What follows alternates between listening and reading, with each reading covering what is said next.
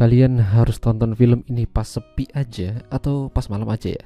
Karena banyak banget buka-bukaannya. Suatu malam ada balapan motor liar di sebuah jalanan sepi di Filipina. Layaknya di Konoha, banyak anak-anak muda yang memacu adrenalin mereka dengan balapan motor seperti ini, sekalian ngetes apakah motor mereka kencang atau enggak. Salah satunya adalah pembalap yang bernama Kenji. Dia bersiap memacu kendaraannya duel dengan pemain lain. Sayangnya Kenji malam itu kalah. Padahal udah hampir finish, tapi dia kalah sama pemain baru di balapan motor tersebut. Yang bikin malu lagi, ternyata lawannya itu adalah seorang perempuan. Spike selaku bos Kenji kesal dan memarahinya. Kenapa hal ini bisa terjadi? Kalahnya sama cewek lagi. Spike dikenal punya reputasi tim motor yang jarang kalah. Tapi malam itu mereka benar-benar dipermalukan sama pendatang baru. Selain Spike, ada juga bos besar mereka sekaligus donatur mereka yang bernama Mike. Dia meminta Spike untuk mengatur strategi baru supaya mereka tidak kalah lagi dalam balapan. Mike tidak bisa memecat Kenji kalau hanya dalam masalah balapan. Apalagi dia udah seperti anak sendiri. Jadi Mike dan Spike mendatangi sebuah bengkel di mana seorang pemuda yang bernama Nico berada dan seorang montir.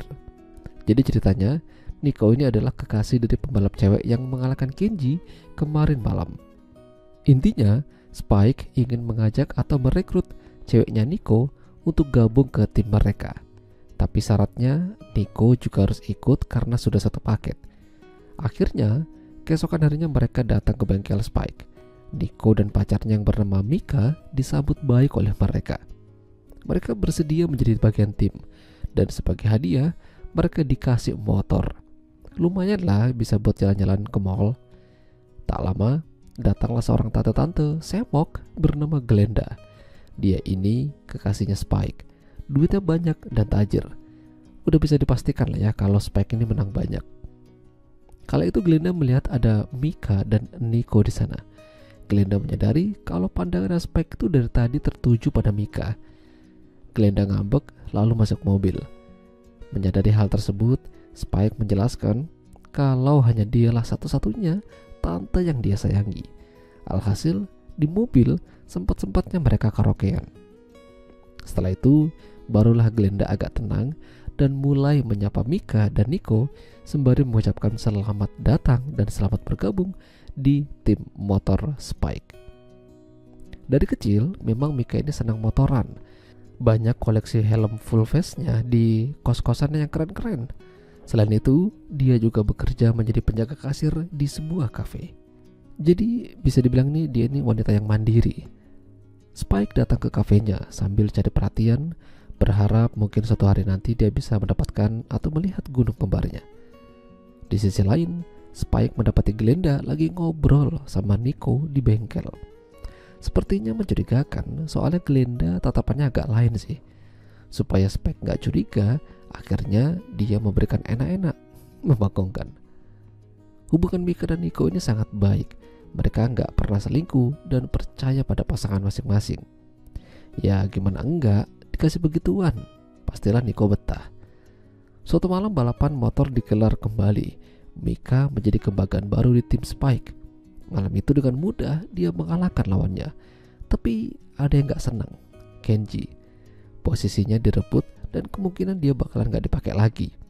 Udah gitu, dia buat masalah pas di bengkel. Dia sengaja membuat Nico emosi sehingga bogem mentah mendarat di wajahnya. Sejak kejadian itu, bos Mike mengusirnya dari tim. Gak mau lagi lihat wajahnya. Kenji masuk ke tim sebelah dan mau balas dendam. Malam itu Nico masih di bengkel buat modif motornya. Lalu gak lama Glenda datang sambil teler. Intinya dia ngajak Nico buat begituan. Nico kalah kuat dan pada akhirnya dia pasrah. Ini termasuk menang banyak atau apa ya? Sayangnya aksi mereka ini terekam CCTV dan diperlihatkan sama Spike. Bos Mike tidak bisa menendang atau mengusir Nico dari tim, karena kalau dia keluar, Mika juga pasti akan pergi. Lantas gimana caranya buat kasih pelajaran untuknya? Mika adalah korbannya. Ya, jadi suatu hari bos Mike ngajak Nico pergi meninggalkan Mika dan Spike berduaan di bengkel. Spike memasukkan obat tidur dan diminum sama Mika. Lalu dia mulai beraksi. Ya, lebih baik kalian tonton sendiri film fullnya ya. Sambil direkam, Spike mengirimkan video itu pada Nico hingga terjadi konflik di antara mereka. Beruntungnya, Mika dan Nico tidak sampai putusan. Mereka sadar kalau Spike hanya ingin memisahkan mereka. Tindakan yang dilakukan Spike ternyata membuat dia dan tim jadi rugi besar. Mika yang seharusnya datang ke balapan motor berhadapan dengan Kenji, tapi sayangnya dia gak datang. Dia memilih mundur dan menghabiskan waktu bersama Nico jalan-jalan keliling kota sambil naik motor baru. Ya, itulah tadi cerita film Saragan. Jika kalian suka dengan video ini, jangan lupa untuk tinggalkan like dan sampai jumpa lagi.